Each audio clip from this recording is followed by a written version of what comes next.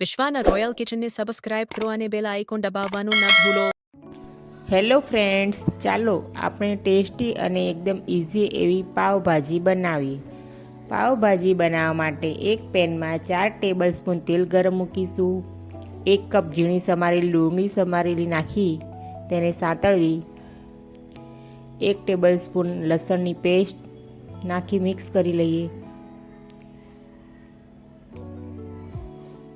1 cup ટામેટાં ઝીણા સમારેલા નાખવા. ટામેટાના ભાગનું મીઠું નાખી અને સોફ્ટ થવા દઈશું.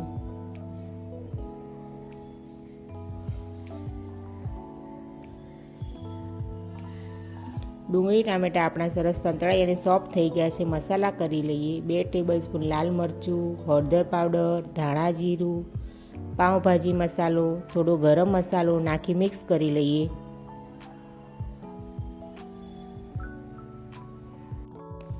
હવે તેમાં 1 બાઉલ મિક્સ બાફેલા શાક ઉમેરી દઈએ. શાકને સ્મેશરથી સ્મેશ કરી લઈશું. બધું બરાબર સ્મેશ કરી શાકભાજીના ભાગનું મીઠું નાખીશું. મેં અલગથી વટાણા બાફી લીધેલા હતા છૂટા, તે ઉમેરીશું. પછી ઢાંકણ ઢાંકી સીજવા દઈશું. ઉપરથી એક વઘાર કરીશું. એમાં લાલ મરચું, ગરમ મસાલો, પાવભાજી મસાલો અને ચાટ મસાલો, 4 મસાલા ભેગા કરી તેની પેસ્ટ બનાવી એ પેસ્ટનો વઘાર કરી તૈયાર ભાજી ઉપર આ વઘાર કરી દઈશું. પછી મિક્સ કરી લઈએ. ઉપરથી અડધું લીંબુનો રસ, કોથમીર, દાણા નાખી સર્વ કરીશું. એક પેનમાં બટર મૂકી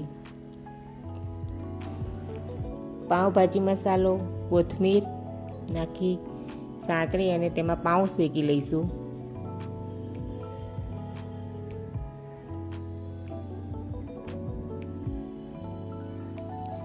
આપણા પાઉં શેકાઈ ગયા છે. હવે સર્વ કરીશું.